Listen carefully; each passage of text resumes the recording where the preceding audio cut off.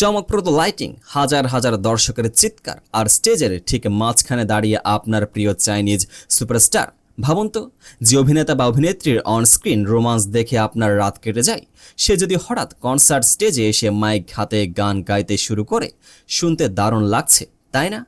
কিন্তু এই স্বপ্নের মতো সুন্দর দৃশ্যটি যদি হঠাৎ করে একটা দুঃস্বপ্নে পরিণত হয়, হ্যাঁ, ঠিক এটাই ঘটছে এখন বিনোদন জগতে। যাও লুসি, বাইলু কিংবা ডিলান ওয়াং, যাদের স্ক্রিন প্রেজেন্সে কুপোকাত লাখো তরুণ তরুণী, তারা এখন জড়িয়ে পড়েছেন এক তীব্র বিতর্কে।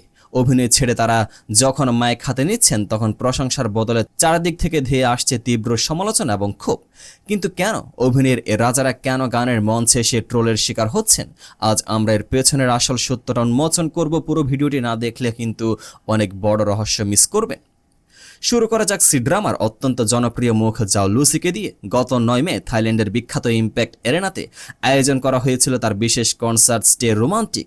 প্রায় 12,000 দর্শক ধারণ ক্ষমতার এই অ্যারেনায় টিকিটের দাম কত ছিল জানেন? প্রায় 488 থেকে 1940 RMB, বাংলাদেশি টাকায় যা বিশাল অঙ্ক। ভক্তরা চড়া দামে টিকিট কেটে হলে ঢুকেছিলেন এক জাদুকরী অভিজ্ঞতার আশায়। কিন্তু কনসার্ট শেষ হতে সোশ্যাল মিডিয়ায় শুরু হলো সমালোচনার ঝড়। অভিযোগ কি? স্পষ্ট লিপ সিঙ্কিং বা ঠোঁট মেলানো। অনেক দর্শক দাবি করেছেন ব্যাকগ্রাউন্ডে যখন গান বাজছিল, তখন লুসির মুখের নড়াচড়ার সাথে সুর মিলছিল না। শুধু তাই নয়, তার নাচকেও একজন পেশাদার পারফর্মারের তুলনায় বড্ড অপেশাদার মনে হয়েছে। লাইটিং, সাউন্ড সিস্টেম থেকে শুরু করে ব্যাকআপ ডান্সার সবকিছুতে যেন ছিল এক চরম সস্তা ও বাজেট ঘাটতির ছাপ। চড়া মূল্য দিয়ে কেন দর্শক এমন একটা সস্তা পারফরমেন্স দেখবে? এই প্রশ্নে এখন ঘুরপাক খাচ্ছে সবার মনে। বিতর্কের এ আগুন নেভার আগে এতে ঘি ঢাললেন আরেক জনপ্রিয় অভিনেত্রী বাইলু।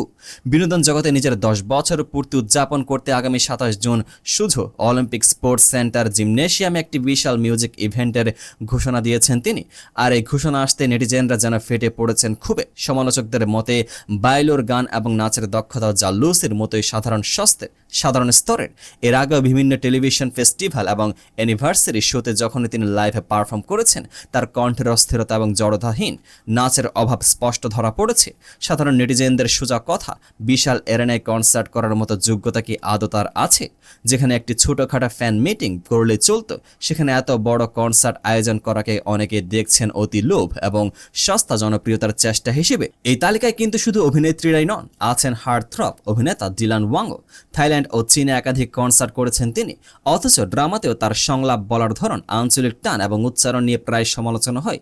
আর যখন তিনি গান বা র্যাপ করতে যান, সমালোচকদের মতে তার লাইভে ভোকাল যেমন দুর্বল, তেমনই তার র্যাপের লিরিক্সে এক ধরনের অহংকার প্রকাশ পায়, যা পরোক্ষভাবে অন্য শিল্পীদের অবমাননা করে। শুধু ডিলান বা লুসি নন, কমেডিয়ান ইউন প্যাং কিংবা টিভি হোস্ট জিনার মতো তারকারাও আজকাল 15,000 দর্শক ধারণ ক্ষমতার বড় বড় মিউজিক শো করছেন। আর এই কনসার্টগুলো টিকিটের দাম টক্কর দিচ্ছে লুহান, জেসন ঝাং কিংবা ঝাং বিচেনের মতো চীনের আসল মিউজিক লিজেন্ডদের সাথে। কোনো বড় মিউজিক্যাল অ্যাচিভমেন্ট বা গান ছাড়া এই অভিনেতারা কিভাবে এত চড়া দাম হাঁকাচ্ছেন, তা সত্যি এক মস্ত বড় রহস্য। চায়নার বিখ্যাত মিডিয়া আউটলেট কিউ এর একটি রিপোর্ট অনুযায়ী এই সমস্যার মূল লুকিয়ে আছে সোশ্যাল মিডিয়ায়। আজকাল অভিনেতারা টিকটক বা লাইভ স্ট্রিমে ফিল্টার, অটোটিউন বা ডান্স ভিডিও দিয়ে সহজে লাখ লাখ ভিউ পেয়ে যান। স্ক্রিনের পেছনে বসে যাওয়া এই ভার্চুয়াল হাততালি হয়তো তাদের মনে এই ভুল ধারণার জন্ম দেয় যে তারা বুঝি বাস্তবের বড় স্টেজেও পারফর্ম করতে তৈরি। কিন্তু সত্যিটা হলো, লাইভে পারফরমেন্সের জন্য যে কঠোর সাধনা, ভোকাল কন্ট্রোল এবং স্টেজে প্রেজেন্সের প্রয়োজন হয়, তা এই তারকাদের অনেকেরই নেই। তারা মূলত আধুনিক টেকনোলজি এবং প্রোডাকশন টিমের কারচুপির উপর ভর করে পারফর্ম করছেন। তারা ভুলে যাচ্ছেন তারা মূলত অভিনেতা, গায়ক নন। অভিনয়ে পারদর্শী হলে কি একজন অলরাউন্ডার এন্টারটেইনার হওয়া যায়, নাকি টাকার জোরে দর্শকদের ঠকিয়ে এই ধরনের কনসার্ট কালচার বন্ধ হওয়া উচিত? অভিনেতাদের উচিত তাদের মূল কাজে অর্থাৎ অভিনয়ে মনোযোগ দেওয়া, নাকি গায়ক হিসেবে ভাগ্য পরীক্ষা করা ঠিক আছে? আপনার মূল্যবান মতামত কমেন্ট বক্সে অবশ্যই জানাবেন। সি-ড্রামা এবং চাইনিজ বিনোদন জগতের এমন আরও ইনডেপথ এবং ইনসাইট স্টোরি জানতে আমাদের চ্যানেলটি সাবস্ক্রাইব করে পাশে থাকুন। দেখা হচ্ছে পরবর্তী ভিডিওতে। পেজটিকে ফলো করে পাশে থাকুন।